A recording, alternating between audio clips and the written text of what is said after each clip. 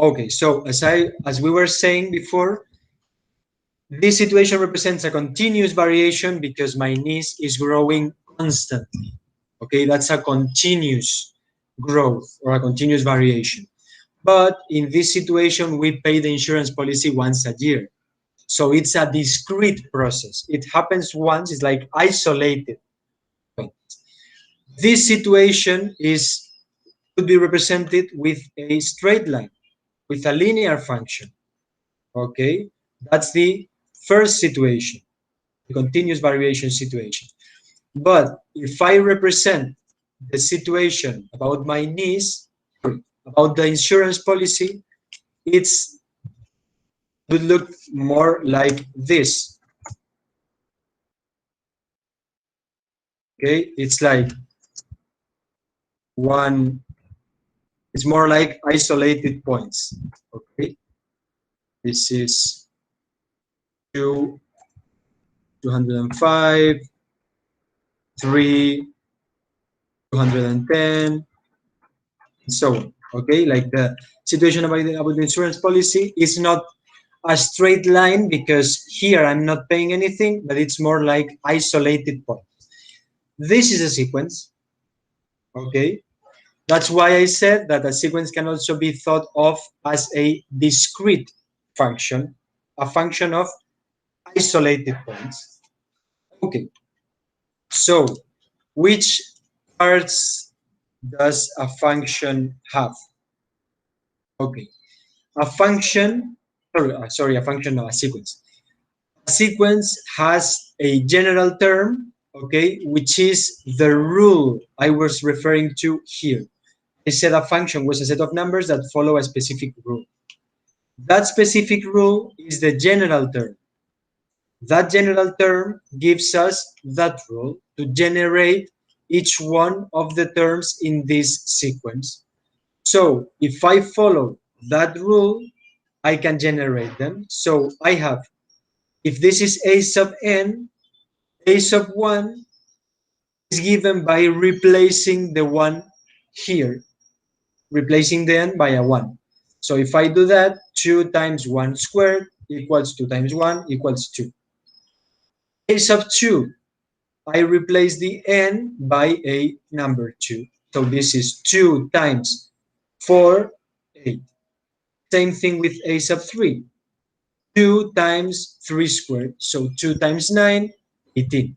Okay? And I could go on here. If I generate a sub 4, for instance, it's the same thing, but replacing that by a 4. So in that case, it's 2 times 16, which is 32. So this is the general term, which is the rule. These are the terms, and this is the sequence itself if we express it as a set.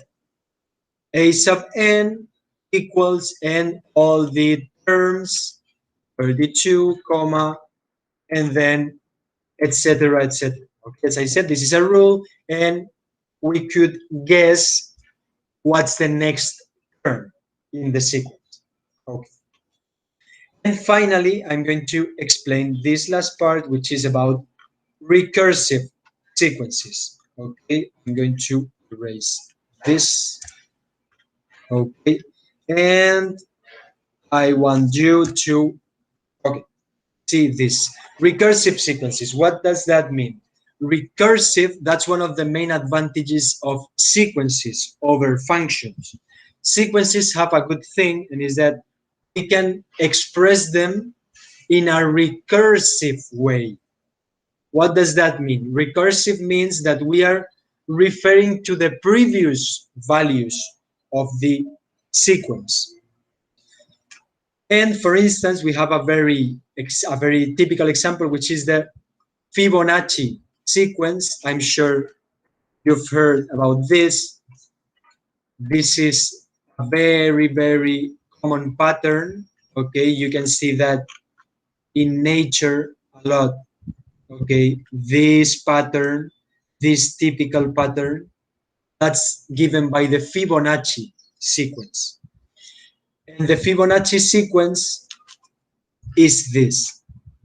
1, 1, 2, 3, 5, 8, 13, etc. What is the rule here? Each term is given by the addition of the two previous terms. 2 equals 1 plus 1.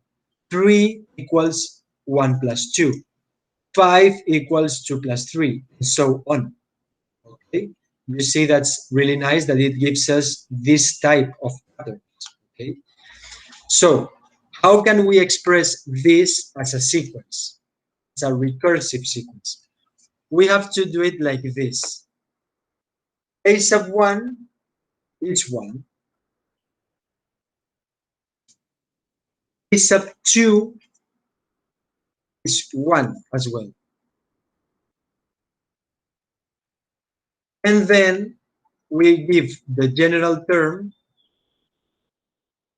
which is A sub n equals, here comes the difficult part, A sub n minus 1 plus A sub n minus 2 for n larger or equals 3.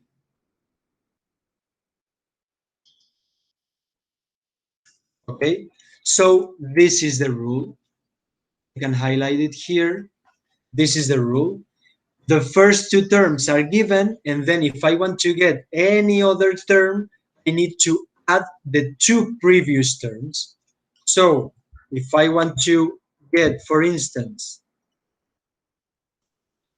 1, 2, 3, 4, 5, 6, 7. Let's find A sub 8, the next term.